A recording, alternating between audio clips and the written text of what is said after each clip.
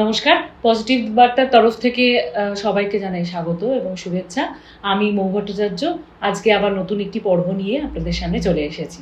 আজকের পর্ব মূলত হচ্ছে আমাদের মনের কথা জানার জন্য। আজকের পর্বের নামটি হচ্ছে মনের কথা। আজকে আমাদের সাথে যিনি আছেন ডক্টর নবনীতা মুখার্জি। উনি সাইকোঅ্যানালিস্ট, সাইকোথেরাপিস্ট। উনি আমার টিচারও বটে, সেটা আরও আমার কাছে আনন্দের। আজকে ম্যাডামের কাছ থেকে আমরা যেটা জেনে নেব সেটা হচ্ছে যে মানুষের মনকে কিভাবে আমরা যত্ন করব। ম্যাডাম, প্রথমেই আপনাকে আমাদের এই অনুষ্ঠানে স্বাগত। নমস্কার। আপনি যদি আমাদেরকে একটু বলেন যে মানুষের মন, এই যে মানসিক স্বাস্থ্য, মানুষের মন, এইগুলো আর কি, এইগুলোর যদি কোনো ডেফিনেশন হয় বা এগুলোর কিভাবে কি সংজ্ঞাটা আর কি দেবো আমরা। মানুষের মনের তো সেই অর্থে কোনো ডেফিনেশনস হয় না, কিন্তু মানসিক স্বাস্থ্য বলতে যেটা আমরা বুঝি যে একটা গুড মেন্টাল হেলথ, যেটার মধ্যে দিয়ে আমরা অ্যাকচুয়ালি ভালো থাকাটাকে, মানসিকভাবে একটু ভালো থাকা, সেটা হয়তো কোথাও কি শারীরিক ভালো থাকা, দুটো ইন্টারলিঙ্কড ব্যাপার। মন এবং শরীর দুটো যখন একটা স্থিতাবস্থায় থাকে বা স্টেবিলিটিতে থাকে, সেটাকে আমরা গুড মেন্টাল হেলথ বলতে পারি। যেখানে হয়তো আমার একটু আধটু স্ট্রেস, অল্প অ্যাংজাইটি তো পার্ট অফ লাইফ প্রত্যেকে, কিন্তু খুব সাংঘাতিকভাবে মানসিকভাবে আমরা অসুস্থ থাকবো না, খুব সাংঘাতিক মানসিক অসুবিধা হবে না, বা খুব সাংঘাতিক মানসিক কোনো যে অসুখগুলো রয়েছে সেগুলো থাকবে না, সেগুলোকে আমরা গুড মেন্টাল হেলথ বলতে পারি, বা মানে মানসিকভাবে সুস্থতা বলতে পারি। মানসিকভাবে যদি সুস্থ আমরা না থাকি, তখন মানে মানসিক বিভিন্ন রোগগুলো আমাদের মধ্যে দানা বাঁধবে বা তৈরি হবে, এগুলো হবে। সেটা কি মানে মন তো একটা ফ্যাক্টর, যেটার মধ্যে মনের মধ্যেই মানসিক অসুস্থতাগুলো রয়েছে আর কি। সত্যি কথা বলতে মনের অনেক দিক থাকে, তার মধ্যে তো ভালোবাসা, আবেগ, অনুভূতি আর ইন্টেলিজেন্সি সবকিছু মিলিয়েই আমাদের একটা মন। আর মনের মধ্যে যখন নানান অসুবিধাগুলো দানা বাঁধে, সেগুলো থেকেই আস্তে আস্তে মানসিক স্বাস্থ্য আমাদের বিপর্যয়ে নেমে আসে। মানে মন থেকেই মানসিক স্বাস্থ্য। এবার স্বাস্থ্য যদি খারাপ হয়, তাতে তো নানান রোগ থেকেই স্বাস্থ্য খারাপ তৈরি হয়। কিন্তু ম্যাডাম, আমাদের একটা সবসময় আমাদের মানে প্রচলিত ধারণা, মানে আমরা যেরকম ভাবে বেঁচে থাকি তার মধ্যে শরীর খারাপ হলে কিন্তু দৌড়ে আমরা শরীর ঠিক করার জন্য ডাক্তারের কাছে চলে যাই, কিন্তু মন যে খারাপ হচ্ছে সেইটা বুঝে ডাক্তারের কাছে যাওয়া বা থেরাপিস্টের কাছে যাওয়া, সেইটা কিন্তু আমরা করে উঠি না। সেইটা নিয়ে যদি আপনি একটু বলেন যে সেই সচেতনতাটা জায়গায় দিয়ে কিন্তু আমাদের পৌঁছতে হবে, সেটা নিয়ে যদি আপনি একটু বলেন। হ্যাঁ, সত্যি ঠিকই বলেছো। মানে আমাদের তো এখনো সেই সচেতনতা বা অ্যাওয়ারনেসটা নেই, যে যেখানে আমরা মানে মন খারাপ হচ্ছে বা মনের কোনো একটা অসুখ হচ্ছে, সেটা বুঝতে অনেকটা দেরি হয়ে যায়। প্লাস একটু শরীর খারাপ হলে আমরা ডাক্তারের সাহায্য নিই। মানে ধরো জ্বর আসছে, তাতে অন্য একজন লোকে দেখাই, বা মাথা ঘুরছে বা কিছু একটা হচ্ছে, শরীরটা খারাপ লাগছে যে কোনো, এবং সেটাতে বাড়ির লোকও কনসার্ন বেশি। প্রথম কথা, যখন আমার মন খারাপ হচ্ছে, সেটা আমি লজ্জায় হোক, নানান কারণ কেন খারাপ হচ্ছে সেটা বলতে পারছি না। সবচেয়ে মজা হচ্ছে, শরীরটা খারাপ হচ্ছে, পেটে ব্যথা করছে, সেটা আমি কিছু একটা খেয়েছিলাম তাই ফুড পয়জন, সেটা বলাটা অনেক ইজি। যখনই আমার মন খারাপ, তার পেছনে যে কোনো জিনিস খারাপ হওয়ার পেছনে তো একটা কারণ থাকে। তো এই খারাপ হওয়ার পেছনের কারণটা হয়তো মনের ক্ষেত্রে আমি আরো বেশি বলতে চাই, তার অনেক বেশি তার মধ্যে অনেক অনুভূতি লুকিয়ে থাকে, কেন খারাপ হয়েছে। সেই খারাপ অনুভূতিগুলো যাতে আমার ব্যক্ত করতে না হয়, সেই জন্য আমরা কাউকে বলি না। তা সেই জন্য না মোটামুটি আমার তার জন্য চিকিৎসাটা পিছিয়ে যায়। এবার তারপরে আমার কথা, সাধারণভাবে আমরা বুঝতেও পারি না যেটার জন্য এত চিকিৎসার প্রয়োজন আছে, না এমনি ঠিক হয়ে যাবে। আমরা ভাবি ও মন খারাপ হয়েছে, দুদিন বাদে ঠিক হয়ে যাবে। এবার দুদিন বাদে ঠিক না হতে হতে যেটা অসুখে দাঁড়িয়ে গেল, যেটা মানসিক স্বাস্থ্যটা খারাপ হলো, এবং তারপর সেখান থেকে ডিপ্রেশন, ক্লিনিক্যাল ডিপ্রেশন হচ্ছে, অ্যাংজাইটি হচ্ছে, একটা ডিসঅর্ডারে পরিণত হচ্ছে আমার মন। সেই জায়গাগুলো হয়তো বুঝতে বুঝতে আমি অনেকটা অসুস্থতার মধ্যে দিয়ে গিয়ে তখন হয়তো একটা ক্রনিক ডিসঅর্ডারে পরিণত হচ্ছে। এটা তো একটা ধরো মানসিক অসুবিধা যখন আমাদের তৈরি হচ্ছে। এছাড়াও দেখবে অনেক ছোটবেলা থেকেই মানুষের মধ্যে নানান অসুবিধা রয়েছে, যেমন ধরো নিউরো ডেভেলপমেন্টাল ডিসঅর্ডার বাচ্চাদের রয়েছে, অটিজম, এইসব যে অসুবিধাগুলো রয়েছে, সেইগুলোর ক্ষেত্রেও কিন্তু অনেক সময় বাবা মারা অ্যাকসেপ্ট করতে পারে না আমার বাচ্চার মানসিক অসুবিধে বা কোনো একটা প্রবলেম রয়েছে। তো সেটাও কি হয়, আর্লি ডায়াগনোসিসটা হয় না। তার ফলে কি হলো, বাচ্চাটি যখন অনেকটা বেশি অসুস্থ হচ্ছে, তখন গিয়ে আমরা চিকিৎসার জায়গা আছি। সেটা বাচ্চাদের ক্ষেত্রে হতে পারে। অনেক সময় দেখা গেল অ্যাডোলেসেন্স পিরিয়ডে যখন হয়তো বাইপোলারের মতো সমস্যা একটু আগে থেকেই জানান দিচ্ছিল, বাবা মা অবহেলা করলেন, বা যে মানুষটি হচ্ছে সেও একটু চেপে গেলেন, মানে সাপ্রেস করে দেওয়া মেন্টাল হেলথটাকে, সিজোফ্রেনিয়া, সবকিছুর ক্ষেত্রে ওই জন্যই হয়তো চিকিৎসাটা পিছিয়ে যায়। ওই একটা লজ্জা যে আমি কেন পারছি না কোপ আপ করতে। মানে সাধারণভাবে সমাজে বলা হয় এমন কিছু না, আমি পারছি তুইও পারবি। হ্যাঁ, প্রত্যেকের ব্যক্তি জীবন আলাদা, প্রত্যেকের মন আলাদা, সমস্যাগুলো আলাদা আলাদা। এটা আমরা মেনে নিতে পারি না বা বুঝতে পারি না বলি না কোথাও কি চিকিৎসাটাই ঠিক মতো হয় না।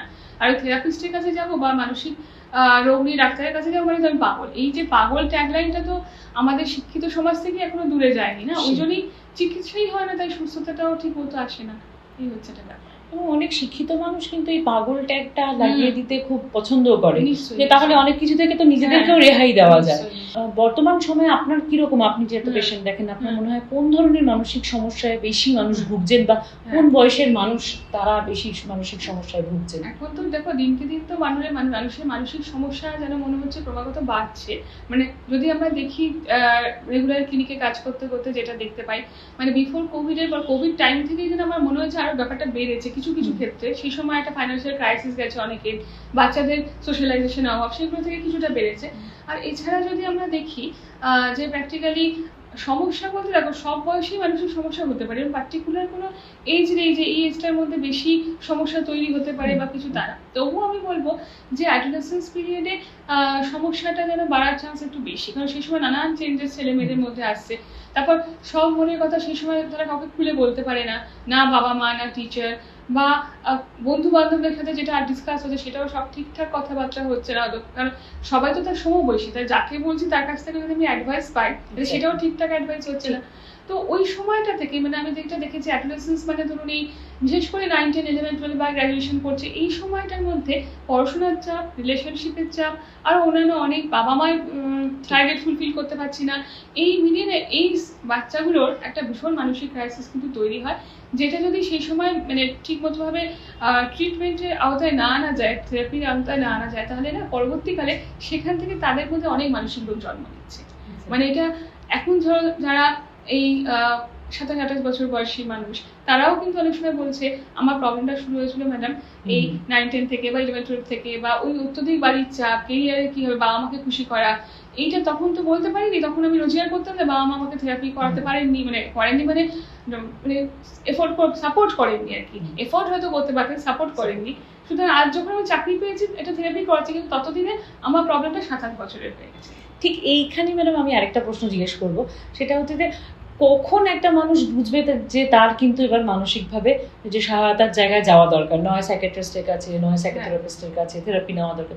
সেটার কি মানে শরীর খারাপ হলে যেরকম আমরা কিছু চটপট টেস্ট করিয়ে নিলাম সেগুলো হয়ে গেল, কিন্তু মনটা তো আর দেখা যায় না, শরীরের তো আমরা পাকস্থলী দেখতে পাচ্ছি, আমরা যে কোনো অর্গান দেখতে পাচ্ছি, তো সেইটার কি কিছু মানে সেটা কি আমরা একটু মানুষকে বলতে পারি যে এরকম হলে পর আপনি আসবেন আর কি? নিশ্চয়ই কিছু প্যারামিটার্স হয়তো আছে। মানে দেখো একটা হচ্ছে কি যে মনটা যেহেতু দেখা যায় না, শরীরটা তো দেখা যায়, মানে ধরো হঠাৎ করে আমি পড়ে গেলাম, আমার হাত ভাঙলো, এবার সেটাতে একটা হাতটা ভাঙলো, সেটা তো গিয়ে অর্থোপেডিক বলবেন বা কিছু করবেন, কিন্তু সেটার যে প্রবলেম সেটা আমি চট করে বুঝতে পারছি, আর পরিবেশের লোকজনও বুঝতে পারছে, পরিবেশ, কিন্তু মনের ক্ষেত্রে তো ব্যাপারটা বোঝা যায় না, বা আমরা বুঝতে দিও না অনেক সময় যে আমার একটা কষ্ট হচ্ছে, লুকোতে চেষ্টা করি নিজেরাই, কিন্তু নিজেদের আগে বুঝতে হবে যে আমার মানসিক সমস্যা হচ্ছে। বিশেষ করে যারা প্রাপ্তবয়স্ক, ছোটবেলায় অনেক শিশুরা হয়তো বুঝতে পারে না, সেখানে বাবা মাকে অনেক বেশি কনসার্ন হতে হবে।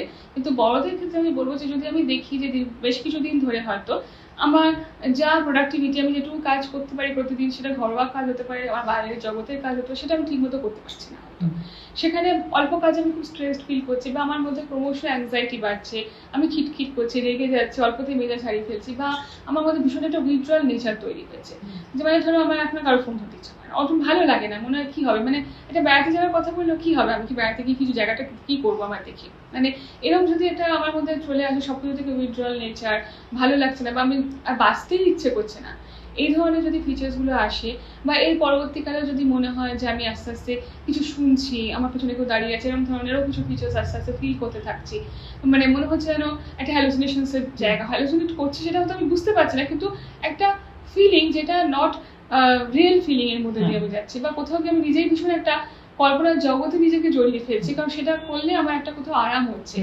এই যে ফেজগুলো যদি আসে, তাহলে মনে হয় মানে দরকার যে আমার একটা থেরাপিস্টের একজন পরামর্শ নেওয়াটা ভীষণ দরকার, বা আমি আমার রিলেশনশিপ গুলোকে মেনটেন করতে পারছি না, কথায় কথায় মিথ্যে কথা বলছি, গালাগাল দিচ্ছি, মানে আমি বুঝতে পারছি যে আমার যেটা স্বভাব ছিল, যে পার্সোনালিটিটা ছিল, সেখান থেকে আমি কিছু কারণে সরে আসছি। তো সেই জায়গাটা যদি হয়, তাহলে যদি একজন প্রাপ্তবয়স্ক মানুষ তার নিজের বাড়ির লোককেও তিনি যদি নাও জানাতে চান, কারণ সবসময় না সব কথা বাড়ির লোক বা খুব কাছের বন্ধু বান্ধবদের সাথেও শেয়ার করা যায় না, তো সেই জায়গাটাতে তখন একজন থেরাপিস্টের সাথে যোগাযোগ করা, কাউন্সিলের সাথে যোগাযোগ করা সবার আগে দরকার। এবার কাউন্সিলার বা থেরাপিস্ট, সাইকোথেরাপিস্ট বা সাইকোলজিস্ট যার কাছে আপনি যাবেন, আপনার পরিস্থিতির স্টেজ অনুযায়ী তিনি সাইকিয়াট্রিস্টের কাছে রেফার করবেন। আগে সাইকিয়াট্রিস্টের কাছে না গিয়ে আমার মনে হয়, অন্তত এটা আমার ব্যক্তিগত মত, আগে একজন সাইকোলজিস্ট বা কাউন্সিলার বা থেরাপিস্টের কাছে গেলে তারা সেইভাবেই প্রশিক্ষণ প্রাপ্ত যে তিনি অন্তত এটা বলে দেবেন আপনার শুধুমাত্র থেরাপি কাউন্সিলিংই হবে না আপনার ওষুধের প্রয়োজন আছে। সেটা যখন যদি বলেন ওষুধের প্রয়োজন আছে, তখন ওষুধ খেতে হবে, ওষুধের সাথে সাথে থেরাপিগুলো চলে। তার একটা টোটাল ক্লিনিক্যাল প্রসেস আছে, সেইভাবে যেতে হয়। বাচ্চাদের ক্ষেত্রে যেটা আমিও অনেক সময় কাজ করতে গিয়ে লক্ষ্য করেছি, মা বাবারা হয়তো কনসার্ন, মা বাবারা নিয়ে আসছে কিন্তু থেরাপিস্টের কাছে, কিন্তু যেটা হচ্ছে তারপরেও কিন্তু একটা আড়াল আবডাল, মানে বাচ্চাটিকে সবার সাথে মিশতে দেওয়া হচ্ছে না, বাচ্চাটিকে সমস্ত জায়গায় সোশ্যাল গ্যাদারিং এ নিয়ে যাওয়া হয় না, কারণ ওখানে গিয়ে কেউ হয়তো ধরে ফেলবে বাচ্চাটি হয়তো কোনো রকম ADHD বা অটিজম কোনো কিছুতে ভুগছে একটা। সেইটা কিন্তু আমার মনে হয় একটা বাচ্চার ক্ষেত্রে কিন্তু আরো অনেক বেশি ওর রোগটা নিয়ে এবং ওকে অনেক বেশি পিছিয়ে দেয়, যেটাতে অনেক বেশি এগিয়ে যেতে পারতো। হয়তো থেরাপি চলছে, ওষুধ চলছে, সোশ্যালাইজেশন খুব দরকার। সোশ্যালাইজেশন আমার মনে হয় এইটার ক্ষেত্রে ম্যাডাম আপনি কি বলবেন? আপনি তো বাচ্চাদের ট্রিটমেন্ট করেন, বাচ্চাদেরও আপনি দেখেন, তো সেই ক্ষেত্রে আপনি কি বলেন সাধারণত প্যারেন্টিং এর ক্ষেত্রে? যেটা হচ্ছে যে প্রথম কথা হচ্ছে, যদি বাবা মা বুঝতে পারেন আমার শিশুটিরটা 3-3.5 বছর বয়স থেকেই মোটামুটি, হয়তো তার আগে থেকেও বোঝা যেতে পারে, যে বোঝা যায় যে আমার বাচ্চার একটা সমস্যা আছে। এবার প্রথম কথা না, বাবা মা হিসেবে সেটাকে আগে অ্যাকসেপ্ট করতে হবে যে থাকতেই পারে আমার বাচ্চা, হ্যাঁ স্বাভাবিক একদম সম্পূর্ণ যাকে আমরা সাধারণ অর্থে সুস্থ বলি, সেটার থেকে যদি কিছু প্যারামিটার্স একটু আপস অ্যান্ড ডাউনস থাকে, সেটাকে আগে মেনে নিতে হবে। হয়েছে, এবার অসুখ হলে তো ডাক্তার দেখাতে হবে, ঠিক তেমনভাবে আগে থেরাপিস্টের সাহায্য নিতে হবে, যে না ও বড় হলে ঠিক হয়ে যাবে, বড় হলে ঠিকঠাক কথা বলতে পারবে, এখন কথা বলতে পারছে না তো কি হয়েছে, তা না, কোনো জিনিসই না বড় হলে ঠিক হয়ে যায় না। ঠিক যদি হওয়ার হয় সেটা ছোট থেকেই ঠিক করতে হয়। তো সেই জায়গাটা বাবা মাকে বুঝতে হবে। প্লাস ধরুন একটা কিছু ডিসঅর্ডার ওর আইডেন্টিফাই হয়েছে একটি শিশু, তারপর তো তার ট্রিটমেন্ট চলবে, কিন্তু তার সাথে সাথে বাচ্চাটিকে কোথাও নিয়ে বেরোবো না, বা নিজেদের জীবনযাপন বাবা মা সম্পূর্ণ চেঞ্জ করে দিলাম, নিজেদের সোশ্যালাইজেশন বন্ধ করে দিলাম, তার ফ্রাস্ট্রেশন বাচ্চাটির উপর গিয়ে আসছে, এগুলো না হয়ে যেমন নর্মাল লাইফ চলছিল সেভাবেই চলা, বরং বাচ্চাটিকে থেরাপিস্টের পরামর্শ নিয়ে আরো বেশি সোশ্যাল গ্যাদারিংসে যদি প্রয়োজন হয় নিয়ে, যদি না তাতে ওর কোনো অ্যাডভান্স এফেক্ট হয় সেটা দেখে নিয়ে সেই অনুযায়ী ওকে যদি ঠিকভাবে সবার সাথে মেলামেশা করানো যায়, ঠিকভাবে কোয়ালিটি টাইম বাবা মাও দেন থেরাপিস্ট। থেরাপিটা সবচেয়ে বড় কথা রেগুলারলি করে। অনেক সময় বাবা মা যেটা হয় কি কিছুদিন করালেন, 2 দিন বাদে বন্ধ করে দেন, আবার যখন অসুখটা বাড়াবাড়ি হচ্ছে তখন আবার করালেন। এই কন্টিনিউশন ব্রেক করলে কিন্তু খুব প্রবলেম, সেটা সবার আগে দরকার। আর ম্যাডাম বাচ্চাদের ক্ষেত্রে যেটা হয়, ওরা তো নিজেরা আসতে পারে না, বাবা মার উপরই পুরোটা নির্ভর করে। সো বাবা মার অ্যাটিটিউড চেঞ্জ হওয়ার কিন্তু একদম পজিটিভলি ভাবাটা কিন্তু ভীষণভাবেই দরকার আমার মনে হয়। আর ম্যাডাম আপনি যে বলছিলেন যে এই যে স্বাভাবিকতাটা থেকে না, সেই ছন্দটা থেকে না বেরিয়ে আসা, আমার মনে হয় যে আমরা কি এরকম কিছু, আপনি কি বলতে পারেন যে প্রতিদিনের অভ্যেসের মধ্যে আমরা যদি কিছু আমাদের কিছু এই মানসিক স্বাস্থ্য বা মানসিক সুস্থতা বজায় রাখতে আমরা কি কিছু অভ্যেসের মধ্যে আনতে পারি? হ্যাঁ অবশ্যই, মানে আমাদের মন ভালো রাখার জন্য, যেমন শরীর ভালো রাখতে গেলে আমরা আজকে আসন করি, জিম করছে, কারণ কি ফিজিক্যাল ফিটনেস, হ্যাঁ এত মানে দেখবে প্রচুর জিম চারিদিকে এখন, হ্যাঁ প্রচুর জিম, কারণ সবাই এখন ফিজিক্যাল ফিটনেসের দিকে খুব ঝুঁকছে।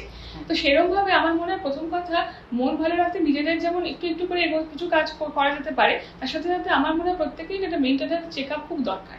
মানে আমি হয়তো এখন এই মুহূর্তে মনে করছি মনের দিক থেকে আমি খুব ভালো আছি, সুস্থ আছি, কিন্তু আমাদের প্রত্যেকেরই না আজকাল এত বেশি স্ট্রেস, অ্যাংজাইটি সবগুলো রয়েছে, ডিপ্রেশনস রয়েছে, সেখানে অন্তত আমার যদি এই মুহূর্তে খুব প্রবলেম মনে নাও হয়, অন্তত বছরে এক বার একজন থেরাপিস্টের কাছে গিয়ে, কাউন্সিলের কাছে গিয়ে একটু কথা বলা উচিত। এটা না সবার আগে দরকার।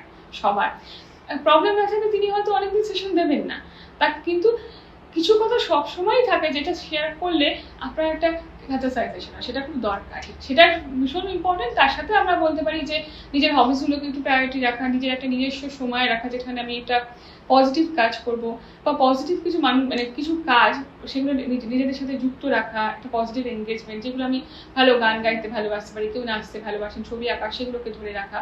বা ধরুন যেখানে আমি দেখছি যে যেই জায়গাটা আমাকে ভীষণ একটা কষ্ট দেয়, সেই জায়গাগুলোকে একটু অ্যাভয়েড করা যদি সম্ভব হয়, যে রিলেশনশিপগুলো আমাকে কষ্ট দিচ্ছে। বা ধরুন অনেক সময় থাকে না, আমি বুঝতে পারছি যে এই জিনিসটা আমি পারবো না, সেটা আমার একাডেমিক লাইন হতে পারে, সেটা আমার রিলেশনশিপের জায়গা হতে পারে, প্রফেশন হতে পারে, যেটা পারছি না সেটাকেও অ্যাকসেপ্ট করা। মানে সবকিছুই যে আমি পারবো, হয়তো আমি একটা জায়গায় খুব সাকসেসফুল, মানে সেটা আমি হয়তো একাডেমিক কেরিয়ারে খুব সাকসেসফুল, সেটা রিলেশনশিপে নাও আসতে পারে। আবার রিলেশনশিপে সাকসেসফুল মানে আমি এটা খুব ভালো প্রফেশনাল লাইফে লিড করতে পারবো, তারা কেউ যদি সবকটাই ভালো করতে পারেন ওয়েল অ্যান্ড গুড, কিন্তু যদি কোনো সেক্টরে অনেক সময় ছেলে মেয়েদের মধ্যে দেখেছি তিনি হয়তো পড়াশোনায় খুব ভালো ছিলেন, এবার একটা সার্টেন টাইমের পর হয়তো তিনি মাস্টার্স করার সময় দেখছি তার পড়াশোনা অতটা ভালো হচ্ছে না, বা পড়াশোনার সাথে গানটা হয়তো অতটা ভালো গাইতে পারছে না, প্রচন্ড দুঃখ পাচ্ছে, কারণ আমি তো ওইটা ভালো করি। পৃথিবী লাইফটা না এরকম না যে প্রত্যেকটা সেক্টরেই আমি 100 পাবো। সেইটাকে অ্যাকসেপ্ট করতে পারলে মনে হয় মেন্টাল হেলথ কিছুটা ভালো লাগবে, ভালো থাকবে। আর যদি সেটা অ্যাকসেপ্ট করতে না পারি, সেখান থেকে কষ্ট আসে, তাহলে সেখান থেকে তো থেরাপির সাহায্য নিতে হবে। মানে আমার মনে হয় হ্যাঁ মেডিটেশন, যোগা মুদ্রা বা এই যে ধর মিউজিক থেরাপি, এগুলো তো হেল্প নেওয়া যেতেই পারে, কিন্তু সেগুলোর সাথে সাথে নিজেকে একটু আমার মনে হয় কোথাও কি থেরাপিস্টের সাথে সাহায্য নেওয়াটা মাঝে মাঝে ভীষণ দরকার। মানে আমি তার মানে আমাকে মানে একদম ডাইরেক্ট আমি পেশেন্ট হয়ে গেলাম, আমি রুগী হয়ে গেলাম, মানুষের সেটা ভাবার কিছু করার নেই। আমরা দেখবে রুটিন চেক আপ তো করি, routine blood check up, blood pressure check up করছি, রুটিন মাসে মাসে তো কত কিছু চেক আপ করতে যাচ্ছি। মাসে মাসে মন বলে তো একটা বস্তু আছে, মানে তো সেটা একটা চেক আপ না করলে তো সেটা যে কোনো সময় আরো খারাপ হবে। আর সেটা খুবই গুরুত্বপূর্ণ একটি বস্তু। যদি আমরা শরীরটাকেও ধরি, পাশাপাশি মনটাকে যদি গুরুত্ব না দিই, তাহলে তো মানে সেটা সত্যি কথা, তার তো নানা রকম কিছু ঘটতেই পারে। মন ভালো না থাকলে শরীর যতই সুস্থ থাকো তুমি কিছু করতে পারবে না। আর ম্যাডাম মন ভালো না থাকলে কিন্তু ঠিক উল্টো ভাবে শরীরের উপর সেই প্রভাবটা পড়বেই। কিন্তু মন ভালো থাকলে কি, মন ভালো না থাকলে কি আমাদের ঘুম থেকেই তো উঠতে ইচ্ছা করে, সকালেই তো শুরু হয় না সেরকম ভাবে, তাই না?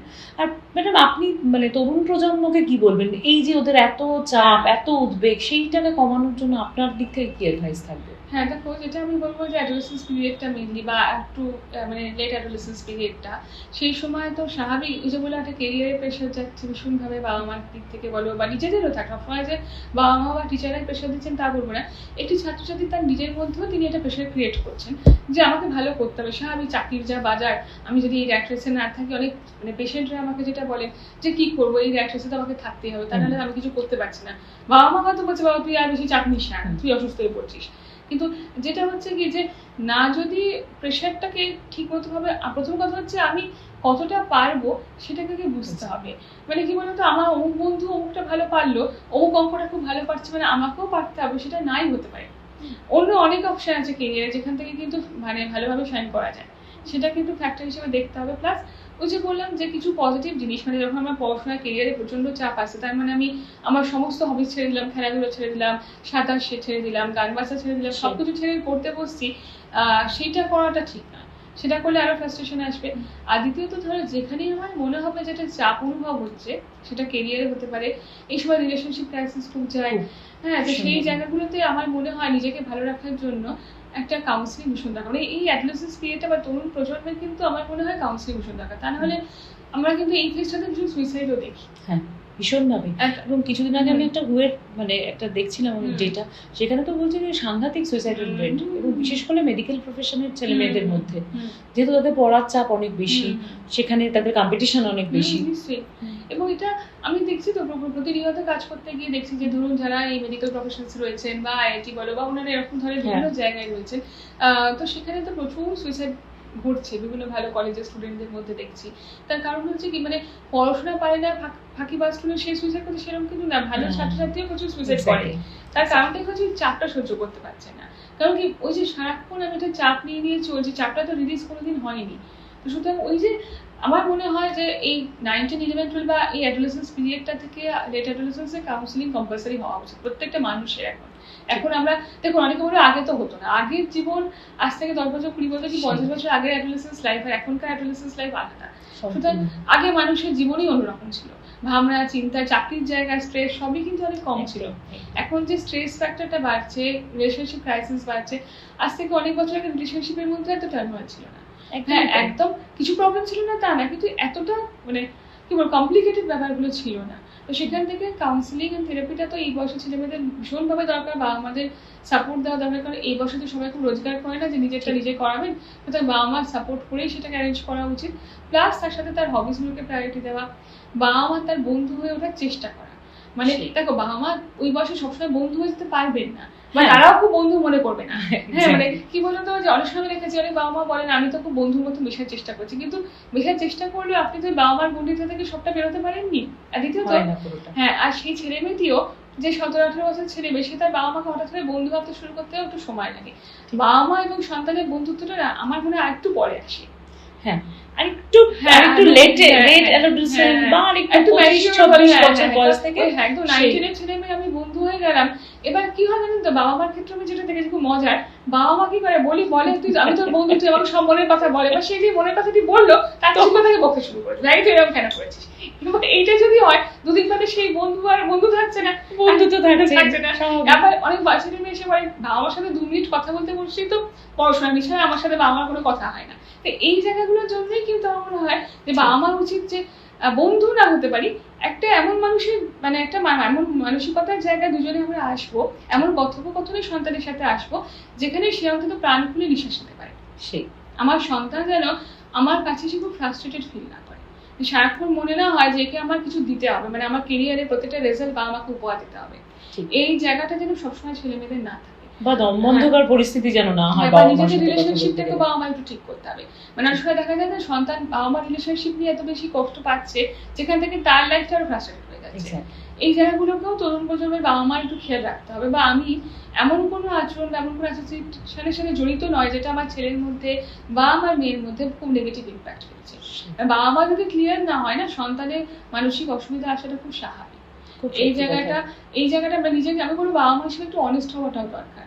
আমার সন্তান যদি দেখে বাবা বা মা খুব অ্যান্টি সোশ্যাল কাজকর্ম করছেন, হ্যাঁ খুব গালিগালাজ দিচ্ছেন, তাহলে সন্তান তো সেটাও শিখবে।